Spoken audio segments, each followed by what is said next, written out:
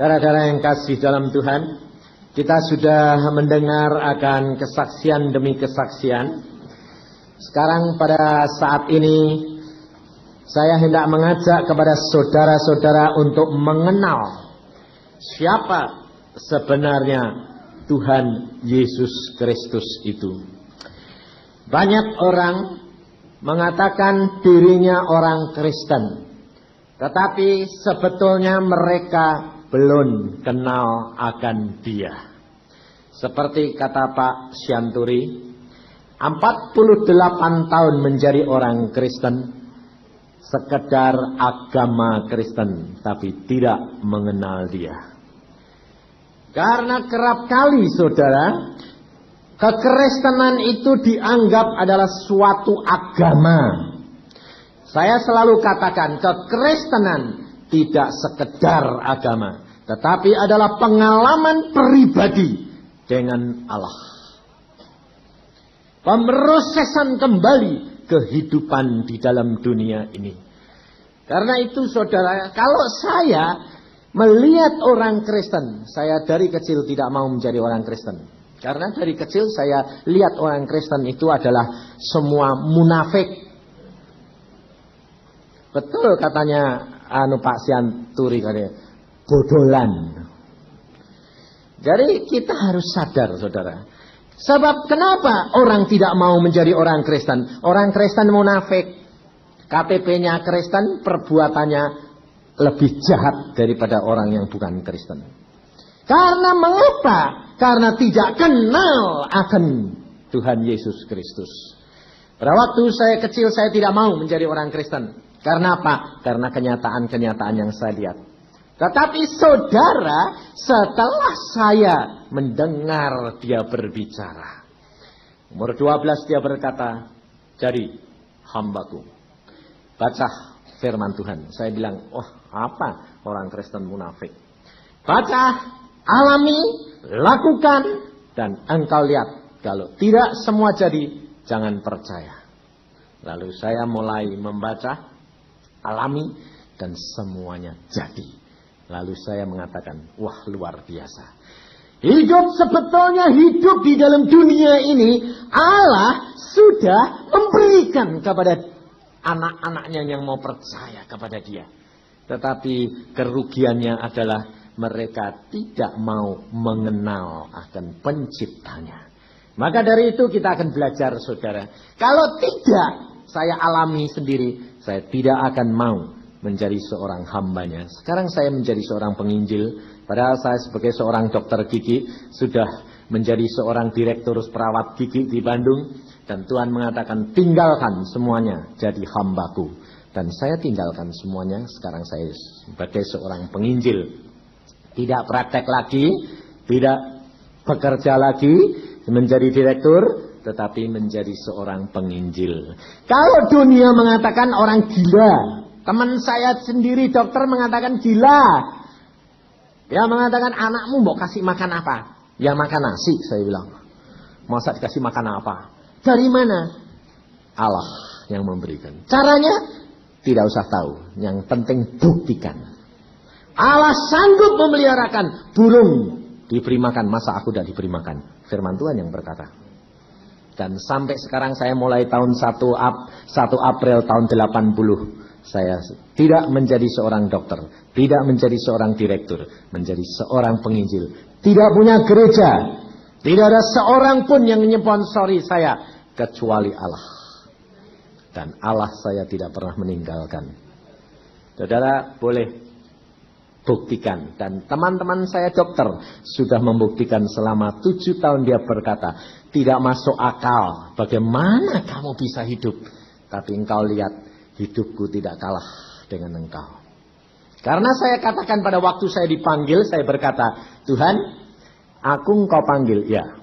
Apakah aku akan kalah sama dokter lain? Tidak. Kalau kalah, aku yang malu. Nah, saudara mungkin berkata, bagaimana ya? Kok punya Tuhan bisa ngomong, ya dah? Nah ini masalahnya. Betul enggak? Saudara kerap kali punya Tuhan, punya Allah, tapi tidak pernah bisa ngomong. Allah bisu. Lah itu payah, saya bilang. Kalau saya punya Tuhan bisu, rugi. Dan ternyata dia adalah Allah yang berbicara. Kenapa dia Allah yang berbicara? Karena Allah yang kita sembah, Yesus Kristus Tuhan, itu bukan Allah yang sembarangan. Bukan Allah seperti agama-agama yang baik yang saya katakan itu bukan agama yang lain loh. Baik agama apa saja, termasuk agama Kristen. Tapi Allahnya bisu. Kenapa? Karena saya ketemu pendeta sendiri, saya dikatakan, Yusa, apa enggak kamu ini gila? Masa Tuhan ngomong? Loh. Saya bilang, Alkitab berkata bahwa Allah itu bicara. Berfirman. Ya sudah ada Alkitab. Jadi Allah sekarang enggak ngomong lagi. Oh caranya gitu. Saya bilang, jadi Allah itu 2000 tahun enggak ngomong ya. Saya bilang, waduh. Lalu kalau Allah enggak ngomong, wah repot. Allahnya berubah atau manusianya yang tuli, saya bilang. Kalau dulu Allah berbicara, sekarang tidak. Karena pikirnya sudah ada bukunya. Kira-kira kalau dosen-dosen itu, ini Insinyur Slamet ini salah satu dosen. Kalau kira-kira dosennya sudah bikin buku lalu tidak kuliah lagi, mahasiswanya pinter-pinter atau tolol-tolol kira-kira. Hah? Tolol ya? Tolol. Jadi pantesan orang Kristen dan itu tolol semuanya. Karena dosennya tidak ngomong. Untungnya dosen kita masih tetap ngomong. Maka kita belajar saudara, siapa sebetulnya dia. Di dalam Lukas pasal 7, Lukas pasal 7 ayat yang ke-18. Ketika Yohanes mendapat kabar tentang segala peristiwa itu dari murid-muridnya, ia memanggil 2 orang dari antaranya dan menyuruh mereka bertanya kepada Tuhan, Engkaukah yang akan datang itu atau haruskah kami menantikan seorang lain? Ketika kedua orang itu sampai kepada Yesus, mereka berkata, Yohanes Pembaptis menyuruh kami bertanya kepadamu, Engkaukah yang akan datang itu atau haruskah kami menantikan seorang lain? Pada saat itu Yesus menyembuhkan banyak orang dari segala penyakit, penderitaan, dari roh-roh jahat, dan ia mengaruniakan penglihatan kepada banyak orang buta. Dan Yesus menjawab mereka, pergilah, katakan kepada Yohanes apa yang kamu lihat dan kamu dengar. Orang buta melihat, orang lumpuh berjalan, orang kusta menjadi tahir, orang tuli mendengar, orang mati dibangkitkan, dan kepada orang miskin diberitakan kabar baik. Dan berbahagialah orang yang tidak menjadi kecewa dan menolak aku. Kalau Nabi Yohanes itu seorang nabi. Dia di Israel bertanya kepada Yesus pada waktu dia ditangkap oleh Herodes, dimasukkan dalam penjara. Dia menyuruh muridnya bertanya kepada Yesus, Engkaukah yang akan datang itu? Kenapa saudara Yohanes sendiri bertanya kepada dia? Karena orang Israel sendiri tidak mengenal siapa Yesus Kristus itu sebetulnya. Demikian juga seperti kita sekarang. Kita menjadi orang Kristen, kita tahu ada agama Kristen, ada pengikut Yesus Kristus. Tetapi siapa sebetulnya dia? Kita kerap kali tidak kenal. Mengapa? Karena saudara tidak pernah membaca firman Tuhan. Membaca kadang-kadang, tapi tidak ngerti. Baca sih baca, tidak ngerti kok, malah ngantuk. Kalau tidak percaya saudara baca. Timbang saudara ini, saudara-saudara di sini, bapak ibu ini kan kaum eksekutif toh. Sehari-sehari pikirannya capek toh. Kadang-kadang saking lelahnya malah tidak bisa tidur, betul tidak? Karena apa? Bingung, besok devaluasi tidak lagi. Nah, itu soal. Lalu kalau ada kabar sedikit sudah mulai, waduh duitku di mana ini? Ya, itu soalnya. Lah kalau tidak bisa tidur, baca Alkitab pasti tidur. Kenapa? Karena nggak ngerti. Tapi kalau engkau sudah pernah dijamah oleh Tuhan, Roh Kudus, saudara baca, semalam tidak bisa tidur. Sebab apa? Kesengsem, jatuh cinta. Nah, itu masalahnya. Orang kalau jatuh cinta, kira-kira pacaran berdua itu semalam kuat enggak? Kuat toh? Kuat. Waktu pacaran loh, suruh semalam sampai bapaknya keluar. Sudah malam, tahu enggak? Jam 12, pulang. Sampai diusir yang laki-laki ya toh. Tapi kalau sudah jadi istrinya, enggak pernah pacaran lagi toh. Datang malah enggak bisa ngomong tidur, malah diungkurin. Tidurnya madep sana, yang satu madep sana. Nah ya, yang istri lalu bilang gini, Pak, dulu waktu pacaran kok papa nungguin saya sampai malam jam 1, jam 2. Itu kan dulung dapat. Sekarang kan sudah dapat. Karena apa? Pacarannya di tempat lain. Ibu-ibu harus sadar, seperti Pak Talas tadi.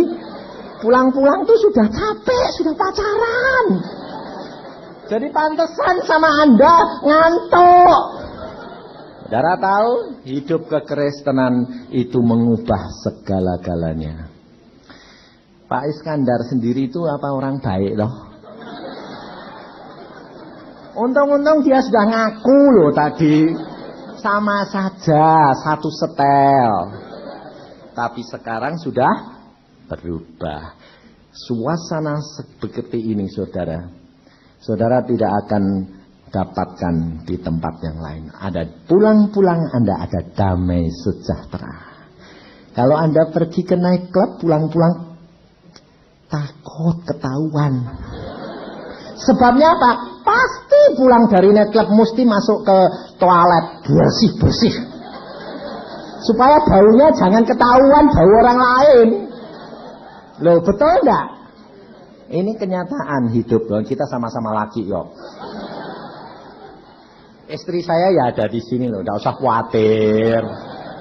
Belak-belakan kalau ngomong. Loh, sebabnya apa? Memang laki-laki itu diciptakan sudah begitu.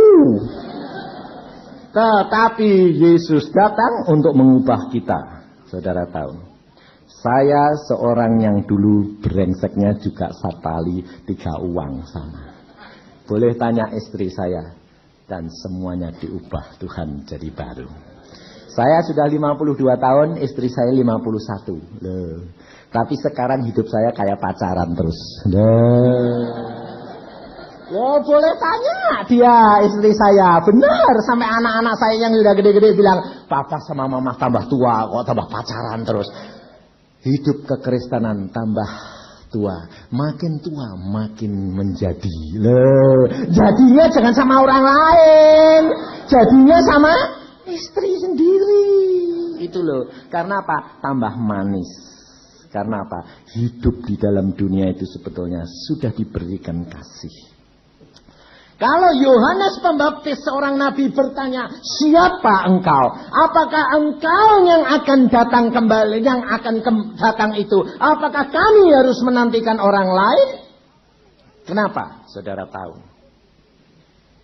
Saya pada waktu bertemu dengan seorang direktur di dalam pesawat, dia bertanya kepada saya,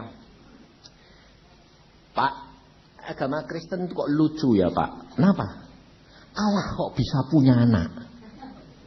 Yesus disebut anak Allah. Jadi Allahnya itu punya anak. Saya berkata begini, saudara tidak mengenal dia. Saya akan ceritakan, saya bilang. Dan malam ini saya cerita kepada saudara. Saudara harus mengenal siapa Yesus Kristus. Allah itu adalah Allah yang adil. Allah ini Allah yang maha kuasa. Setiap dunia, setiap bangsa mempunyai nabi. Dan tiap-tiap nabi itu diberikan wahyu oleh Allah untuk supaya menuntun orang ke surga. Betul enggak? Setiap bangsa. Jangan saudara kira di sini banyak orang Tionghoa jadi Gongcu itu nabi loh.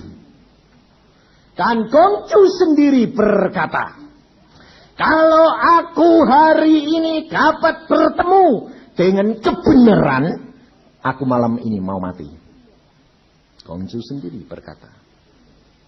Sebab apa? Sebab dia diberikan wahyu untuk menuntun di orang kepada surga, tetapi dia belum pernah ketemu akan kebenaran itu.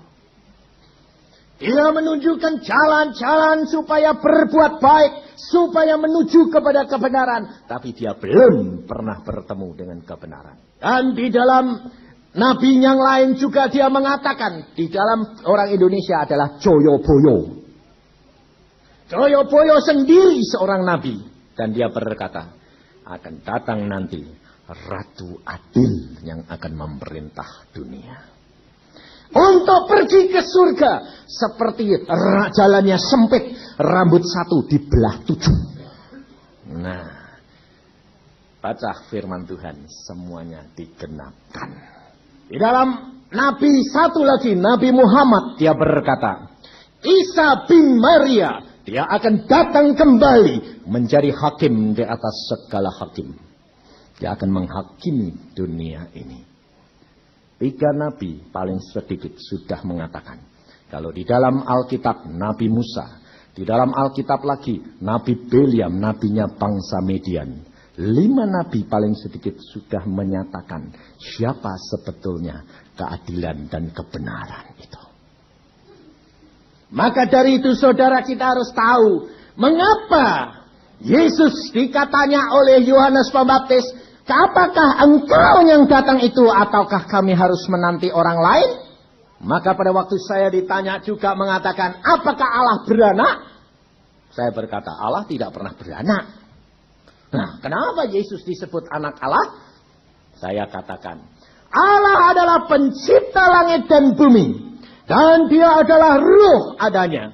Dan manusia di dalam dunia ini semua mengatakan dirinya punya Allah. Tetapi kenyataan mereka membuat bentuk-bentuk Allah. Ada yang berupa patung, ada yang menyembah pohon, ada yang menyembah tempat keramat, ada yang semua mencari Allah. Karena memang Allah itu roh. Karena Allah tahu manusia itu tidak mungkin kalau tidak diberikan bentuk yang nyata, maka dia sebagai Allah, dia roh adanya, dia menjelma menjadi manusia. Bagaimana caranya? Kalau Allah masuk ke dalam perutnya Maria, gampang enggak? Saudara dan saya bisa lahir karena omongannya dia. Kalau dia sendiri nggak masuk, gampang enggak? Gampang, akhirnya dia roh. Presiden mau jadi gelandangan gampang, tapi gelandangan untuk jadi presiden nggak bisa. Iya toh? Ini loh saudara. Allah dia masuk dalam perutnya Maria. Mengapa? Karena dia tahu manusia di dalam dunia ini tidak ada yang dapat menyembah Allah yang sesungguhnya kalau tidak mempunyai Allah yang nyata. Sebab manusia sudah jatuh dalam dosa dan dia mau percaya kalau sudah melihat, merasakan. Contohnya, tadi saudara-saudara yang bersaksi semuanya, setelah ngalami, waduh ya, ajaib, betul dah? Saudara juga begitu dah? Mau percaya kalau sudah ngalami ya toh? Ini. Maka saya katakan alami. Saudara akan melihat luar biasa Allah kita. Dan Allah masuk ke dalam perutnya Maria dan dia menjadi manusia dengan proses di dalam kandungan Maria dan dia dilahirkan. Itu yang disebut Allah yang di dalam perutnya, Allah yang dilahirkan oleh perempuan, maka Allah itu disebut Allah anak. Allah yang diperanakan, bukan Allahnya beranak, saya bilang. Maka Allah anak Yesus Kristus. Lalu dia tanya, oh jadi Allah tidak punya anak? Enggak, Allah yang diperanakan, Allah yang menjelma dalam perut Maria dan diperanakan oleh perempuan. Maka Allah yang diperanakan itu Allah. Saudara dari mana? Saya bilang, oh saya dari Surabaya. Nah, kalau saudara dilahirkan di Surabaya, kenapa saudara disebut arek Surabaya? Apakah Surabayanya mana? Tidak. Wah ya logis ya. Iya logis. Allah anak, Yesus Kristus adalah Allah anak. Allah yang diperanakan. Dan dia memakai bentuk dan wajah manusia Tuhan. Kenapa? Karena kita ini adalah manusia yang diciptakan menurut gambar dan teladannya. Jadi dia melihat manusia mencari bentuk Allah, maka dia menjelma menjadi manusia supaya manusia itu tahu bahwa Allahnya ini adalah Allah yang nyata dan berbicara. Maka dari itu saudara, di dalam Yesus Kristus adalah satu kenyataan. Kalau insinyur Selamat tadi dia mengatakan, dari mana dia datangnya, dijumputnya dari dalam mobil, kok bisa duduk sambil mangku koper yang gede? Apakah hal itu mustahil bagi Allah? Tidak. Karena di dalam Injil Lukas ini pasal yang ke-24, saya akan bacakan sedikit. Supaya saudara mengenal siapa sebenarnya Yesus itu. Lukas 24 ayat yang ke-36 mulai. Dan sementara mereka bercakap-cakap tentang hal-hal itu, tiba-tiba Yesus berdiri di tengah-tengah mereka dan berkata kepada mereka, damai sejahtera bagi kamu. Mereka terkejut dan takut dan menyangka bahwa mereka melihat hantu. Akan tetapi ia berkata kepada mereka, mengapa kamu terkejut? Apa sebabnya timbul keraguan-raguan dalam hati kamu? Lihatlah tanganku dan kakiku, aku sendirilah ini. Rabalah aku dan lihatlah, karena hantu tidak ada daging dan tulangnya, seperti yang kamu lihat ada padaku. Pada waktu murid-murid sedang kumpul di tempat tertutup, Yesus yang berdaging bertulang, dia masuk, tembus tembok. Loh lah kalau Yesus nolong Pak Selamat dari dalam mobil, tembus gampang enggak saudara tahu? Mudah sekali. Karena perkara itu sudah tertulis di dalam Alkitab. Bahwa dia tidak terhalang oleh tembok dan segala halangan dalam dunia. Karena dia adalah Allah yang maha kuasa. Sebab apa? Di dalam Yesaya sudah ditulis di dalam Yesaya pasal 9 ayat 5. Dinubuatkan ratusan tahun sebelum Yesus lahir. Disebut siapa yang akan lahir itu. Sebab seorang anak telah lahir untuk kita. Seorang putra telah diberikan untuk kita. Lambang pemerintahan ada di atas baunya. Dan namanya disebut orang penasehat ajaib. Allah yang perkasa, Bapa yang kekal, Raja damai. Allah sendiri yang menjelma menjadi manusia di dalam Yesus Kristus. Dan Allah kita adalah Allah yang mempunyai tubuh manusia. Allah yang sanggup melakukan segala perkara. Allah yang menciptakan langit dan bumi. Dan dia dapat diraba, dapat dipegang. Dan dapat berbicara dengan kita. Muka dengan muka. Karena di dalam firman-Nya ayat yang lain berkata. Tidak ada seorang pun yang akan melihat Allah. Karena memang Allah roh. Tetapi di dalam Matius 5 dikatakan. Berbahagialah orang yang suci hatinya. Karena mereka akan memandang Allah. Allah siapa yang dipandang? Allah yang telah diperanakan menjadi manusia. Allah Yesus Kristus. Ini loh saudara. Maka dari itu kalau saya tidak mengalami sendiri saudara, saya tidak akan percaya. Dan jikalau dia tidak memanggil saya pribadi, saya tidak akan dapat menjadi seorang hambanya. 3 kali saya diundang oleh dia. Dan saudara boleh tanya istri saya pada waktu saya katakan. Saya tanya, kau jadi hambaku. Kapan? 1 April tahun 80. Pada waktu itu masih 79. Dia ngomong 1 tahun sebelumnya. Lalu saya berkata, Tuhan, tapi istriku mana percaya. Engkau bicara, tapi sama istriku. Lalu saya bilang sama istri saya, aku mau jadi hamba Tuhan. Istri saya bilang, apa? Lalu gak praktek? Enggak. Aku mau kasih makan apa? Ya makan nasi, saya bilang. Bagaimana caranya? Tidak tahu. Lalu kalau aku tidak punya, minta saya bilang. Saya bertanggung jawab sebagai suamimu. Lalu omongannya dia apa? Dia bilang, Tuhan kan ngomong sama kamu toh? Ya, tidak ngomong sama saya toh.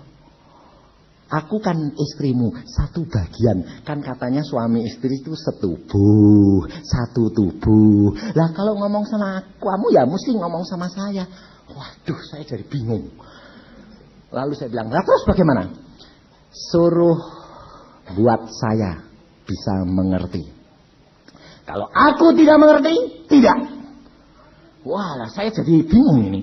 Saya bilang sama Tuhan, ya terus langsung ngomong, Tuhan bagaimana ini caranya? Aku akan bisa buat dia mengerti.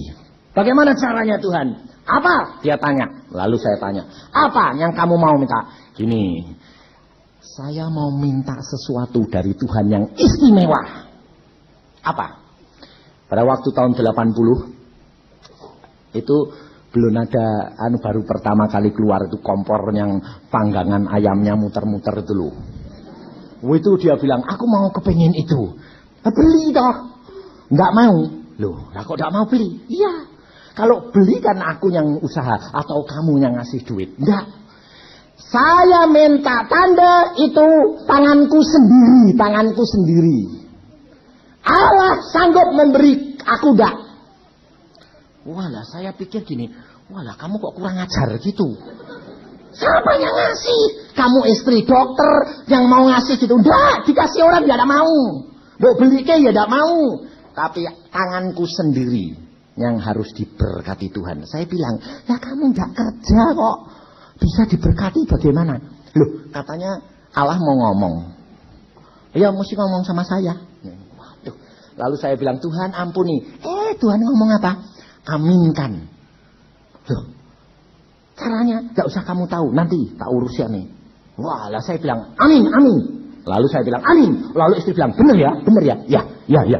Lah saya turut ya. Lah dia bilang amin sama saya. Lah saya tidak tahu caranya bagaimana. Ya. Tapi kalau tidak jadi, kamu tetap praktek loh ya.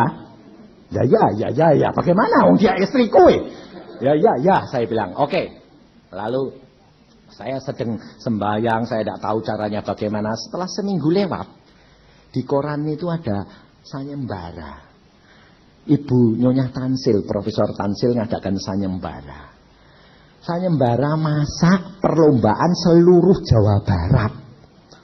Jago-jago masak disuruh berlomba, suruh menang-menangan yang menang dapat hadiah kompor Ariston anempit yang ada panggangan ayamnya muter-muter. Lalu pada waktu saya baca koran, dia berbicara kepada saya langsung, tidak dalam hati, langsung ngomong, istrimu suruh ikut berlomba. Lalu saya panggil, saya sedang di kamar, lalu istri saya panggil, Cat, namanya istri saya itu Kiat. Kiat itu bahasa Jawanya itu kuat. Lalu saya panggil dia, Cat sini. Saya bilang, apa? Tuhan berkata, saya bilang, kamu disuruh berlomba turut masak, menurut perlombaan masak ini set dari Cornet Beef Set. Hadiahnya kompor Ariston. Kamu minta 4, dia 6 pet. Lalu dia bilang apa? Menghina ya kamu. Mbok sangkai aku ini jago masak apa? Ditanding sama guru-guru masak aku ini. Loh, katanya kamu minta tanda melalui tanganmu diberkati. Lah kalau kamu enggak menang, ya sudah toh aku kan tetap praktek. Lalu dia, ya betul. Nah, dia artinya besar karena apa? Kalau kalah kon aku praktek. Jadi tidak jadi hamba Tuhan. Jadi pikir dia, ya betul, logis. Dia bilang gitu. Akhirnya saya ajak daftar, enggak bayar malah dikasih duit. Dan dia mendaftar, pendaftarannya saja 1 bulan, saudara. Kenapa? Yang ikut dari seluruh Jawa Barat, wah semua ikut. Ternyata yang ikut orang 500 guru masak semua. Dan pada waktunya sudah sebulan selesai, dia sendiri lupa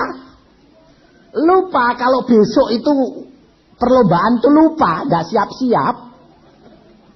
Dan saudara tahu, malam pagi-pagi jam 5 kurang 10 menit, kurang seperempat jam. Biasanya jam 5 pagi itu saya sembahyang istri dan anak-anak. Lalu pada saat itu saudara tahu, saya sudah bangun. Saya mau bangunin dia supaya siap-siap mau sembahyang. Saya lihat loh, lah orang tidur kok mesam-mesem sendiri. Ketawa, lucu. Lalu saya bilang, oh ngimpi pikir saya. Lalu saya diemin, saya lihat, mesam-mesem, gelang-geleng, lucu-lucu gitu. Setelah jam 5 saya bangunin, saya bilang, ada apa kok kamu kok mesam-mesem? Oh iya, hari ini itu perlombaan. Lah kenapa? Tadi itu Tuhan kok lucu ya, ngomong. Loh, saudara tahu? Tuhan ngomong. Dia akan minta bukti kalau Tuhan ini ngomong. Ngomong begini, nanti kan kamu perlombaan. Nanti bikin gini, sampai bikin nasi susun 3 dari janur. Janurnya dipotong begini, seperti guru ngajari murid. Ditekuk gini, seperti udang-udangan, dipotong gini, dipotong. Semua diajari. Lalu saudara apa yang bikin dia mesam-mesem ketawa lucu itu apa? Di dalam itu dia dikasih tahu sama Tuhan, kalengnya sip, cornet brief itu kosong. Cornet briefnya sudah kamu ambil, kalengnya itu taruh di atas nasi yang paling atas. Lah dia bilang, loh ini perlombaan mainan anak-anak atau perlombaan masak sungguhan? Wong kaleng kosong kok ditaruh di atas nasi. Lah ini kan permainan anak-anak. Lalu di atasnya kaleng ini disuruh mengasih tomat. Tomat yang dibelah seperti bunga. Dalamnya tomat disuruh ngasih baterai supaya nyala seperti Monas. Jadi dia mesam-mesem itu. Nah, lalu dia bilang, saya bilang buat. Saya bilang buat apa saja buat. Saya bilang apa yang kamu sudah diajarkan buat. Dan ternyata saudara tahu, yang diajarkan tidak ada satu yang kelupaan. Lalu dia siapkan. Jam 2 harus sudah kumpul di sana. Saudara tahu jam 2 belum selesai. Karena ternyata diameternya itu besar. Jadi piringnya tidak ada. Dan saudara tahu pada waktu di dalam kebingungan itu, ini bagaimana? Ditaruh di tampah. Tampahnya kalau diangkat kan nasinya pecah. Kalau tidak alasnya itu keras. Lalu pembantu bilang, Bu, daripada terlambat Bu, di gudang itu ada pantat korsi. Pantat korsi bundel. Itu jangan dipotong ya Bu, dibungkus kertas. Lalu mulai kita potong cepet-cepet, bungkus kertas gak kelihatan buat piringnya. Waktu saya gotong ke sana saudara tahu, terlambat 1 jam. Waktu sampai saya bilang, aduh terlambat 1 jam, sudah game ini gak bisa diterima. Jawabannya dia apa? Ya ben toh, tetap praktek. Waduh, saya bilang aduh. Ya sudah, saya antar sampai di sana, saya tanya, Bu, boleh daftar? Oh boleh Pak, memang diundur 1 jam. Kenapa? Di sini hujan, jadi diundur 1 jam Pak. Waduh, saya bilang puji Tuhan. Saya daftarkan, wah. Setelah saya bawa ke situ susah-susah, saudara tahu ditanya, kartu pendaftarannya mana Bu? Diudal-udal hilang. Saya bilang, loh mana kan? Tak taruh di tas, tapi hilang. Lalu ya ditolak. Saudara tahu tidak bisa, tidak daftar kok ikut. Lalu bilang, tidak bisa Bu. Ya, dia bilang, ya sudah toh pulang. Saya bilang, nanti dulu. Kamu sudah daftar toh? Sudah. Lah mana? Hilang. Lalu yang mendaftar dia datang saudara. Ternyata dia termasuk salah satu ketua panitia. Dia lihat istri saya langsung, halo Bu, dulu daftar sama saya toh? Belum tahu kalau kartunya hilang. Halo Bu, dulu daftar sama saya toh? Ngobrol sampai lama ya Bu ya? Iya, tapi kartuku hilang. Oh enggak apa-apa, ibu daftar sama saya. Dikasih kartu baru. Bayangin saudara. Jadi enggak jadi saya bawa pulang. Saya taruh di tengah-tengah. Pikir saya, dia paling gede. 500 itu bagus-bagus semua. Tapi yang paling jelek dia punya. Karena pakai tampah, pakai pantat korsi lagi. Terus nasi, yang lain bagus-bagus. Lah pikir saya taruh di tengah supaya kelihatan megah. Lah yang di belakangnya kan terhalang, merasa bilang, jangan taruh tengah Pak, ngalang-ngalangi, diseret sana, seret sini. Akhirnya dia jengkel, dia bilang, sudahlah, gotong saja ke pojok sana loh, di belakang yang pojok saja biar gak kelihatan deh. Saya bilang, ya sudah, saya taruh di pojok sekali. Saudara kan tahu di gedung wanita di Bandung itu luas sekali. Kalau di pojok kan malah remeng-remeng toh. Tambah sama jam 3 sampai penjuriannya cuma 8 keluarga dari Tansil, Profesor Tansil. Sehingga penjuriannya itu lama sampai malam. Lah tambah malam kan yang di pojok itu kan malah gelap toh. Lampunya kurang. Saudara tahu apa yang direncanakan Allah, kita kerap kali tidak bisa mengerti. Di tempat gelap, tomatnya kan malah nyala. Kalau di tempat terang, tomatnya tidak kelihatan nyala, betul loh. Tomatnya nyala, bawahnya kepala sapi, kalengnya sip. Jadi tambah lama tambah megah, kelihatan Monas, tapi kalengnya sip. Wah. Ternyata saudara tahu pada waktu di juri rasanya menang, harus promosi sip karena yang ngadakan sip. Tidak ada yang pakai kaleng sip, cuma satu. Karena hari itu hari Kartini, harus kepribadiannya nasional. Tidak ada yang pakai tampah sama janur kecuali satu. Saudara tahu? Lalu pada waktu itu diumumkan nomor 1. Tapi dia sendiri nggak tahu. Karena apa? Nggak lihat nomornya dia. Kan dikasih kartu. Nggak dilihat nomor berapa. Cuma dimasukin tas. Jadi diumumin 1/4 jam. Itu nggak pernah muncul dia. Dia cuma gini. Kalah percuma.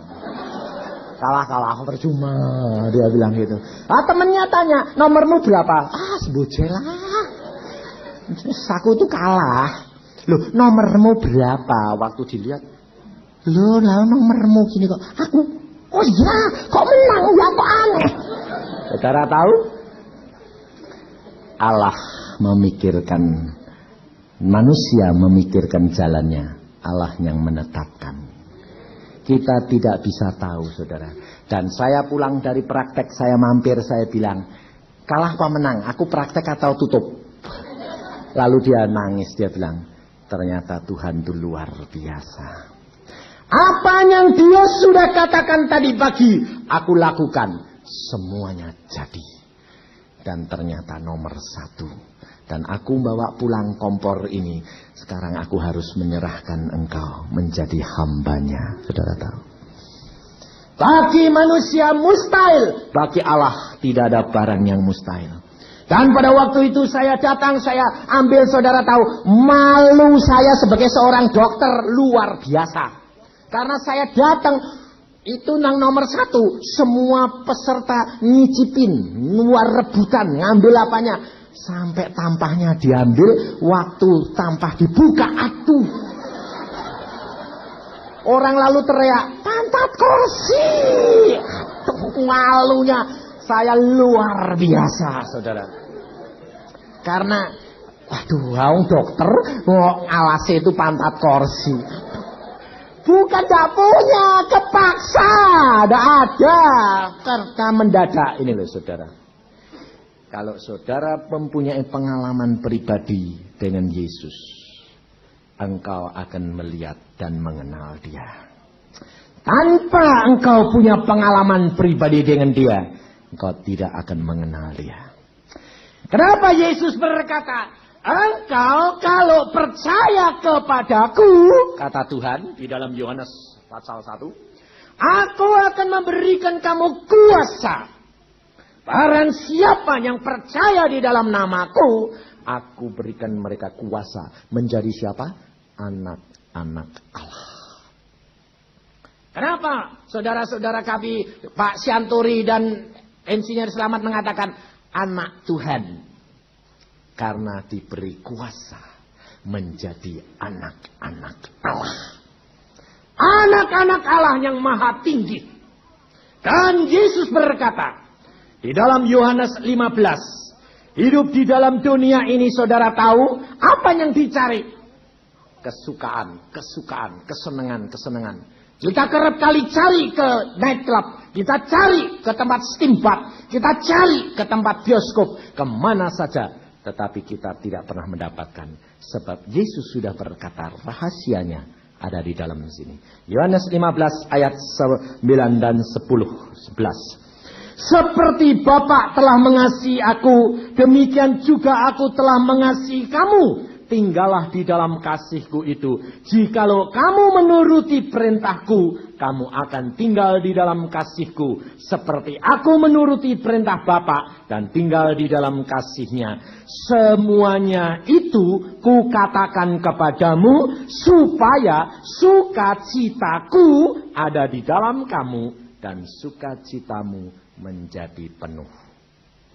Kehidupan kekristenan sudah disediakan. Kesukacitaan kita menjadi penuh. Tidak ada yang lain. Damai sejahtera ada di dalam hati kita. Kita sadar, saudara sebagai pengusaha, pasti saudara yakini ada satu saat saudara tidak dapat mendapatkan kepuasan di dalam hati. Kekosongan ada. Dan hanya ada Dia. Dia berkata, sukacitamu akan penuh. Damaimu aku berikan kepadamu. Kalau saya, kalau Pak Sianturi, kalau Insinyur Selamat, kalau Iskandar, kalau Wilson, semua kalau tidak sudah mengalami, tidak nanti mau mengundang saudara. Karena dia sudah mengalami, dia mendapatkan, dia rindu saudara mendapatkan juga. Itu sebabnya saudara diundang, karena mereka tidak ingin menikmati di dalam keluarganya sendiri, tetapi saudara diajak turut menikmati. Di sini banyak anak-anak Tuhan, pengusaha-pengusaha. Boleh tanya ini salah satu pengusaha Pak Edi itu. Dia mengalami rugi pada waktu devaluasi 800 juta. Tapi tetap mesem. Kalau saudara 800 juta kira-kira semalam tidak tidur ya. Tapi dia masih ketawa-ketawa. Dia bilang, itu milik Tuhan. Karena apa? Karena dia dididik Tuhan. Karena apa? Karena dia tidak nurut. Istrinya sudah berkata, Pak, dolarmu jangan dipindahkan. Nggak bisa pindah rupiah. Lah dipindah beberapa 2-3 hari kemudian devaluasi. Padahal Alkitab sudah ngomong, Roh Al-Kudus yang aku berikan kepadamu akan memberitahukan kepadamu hal-hal yang akan terjadi. Kita kerap kali pengusaha, kenapa cari peramal? Kenapa cari dukun? Karena mau tahu apa yang akan terjadi. Roh Al-Kudus diberikan, sudah menjamin.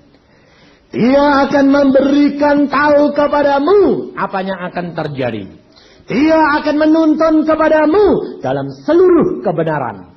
Dia akan memberikan kamu ke dalam jalan kehidupan. Dan saudara tahu, di dalam Yesus Kristus adalah jalan kebenaran dan kehidupan. Nabi-nabi sudah menubuatkan, nabi-nabi menjuruskan, cari kebenaran. Cari jalan, cari kehidupan. Saudara dan saya memerlukan jalan kebenaran dan hidup. Tanpa itu, hidupmu tidak akan damai dan sejahtera. Ada sesuatu yang kurang. Dan malam hari ini, saudara sudah tahu siapa dia sebenarnya. Allah yang menjelma jadi manusia ditawarkan kepadamu. Itulah jalan kebenaran dan hidup. Amin. Mari kita berdoa. Mari kita tundukkan kepala, kita berdoa, kita renungkan, adakah saudara memerlukan Dia? Ataukah saudara merasa cukup? Segala sesuatu sudah engkau dapatkan. Keuangan, kedudukan, kepandaian, kesenangan dunia, adakah itu semuanya membawa damai kepadamu? Hanya ada satu, Dia yang menyelamatkan. Dia yang memberikan jaminan. Dialah jalan, Dialah kebenaran, Dialah hidup. Dia akan memberikan hidupnya untukmu. Dan saudara memerlukan Dia. Baca firman Tuhan. Alami, lakukan. Kalau tidak terjadi, jangan percaya. Dan saudara akan melihat hidupmu akan berubah. Tidak ada kekhawatiran, tidak ada ketakutan. Sakit penyakit boleh melanda, tetapi engkau akan sanggup mengatasi karena Dia yang menyembuhkan.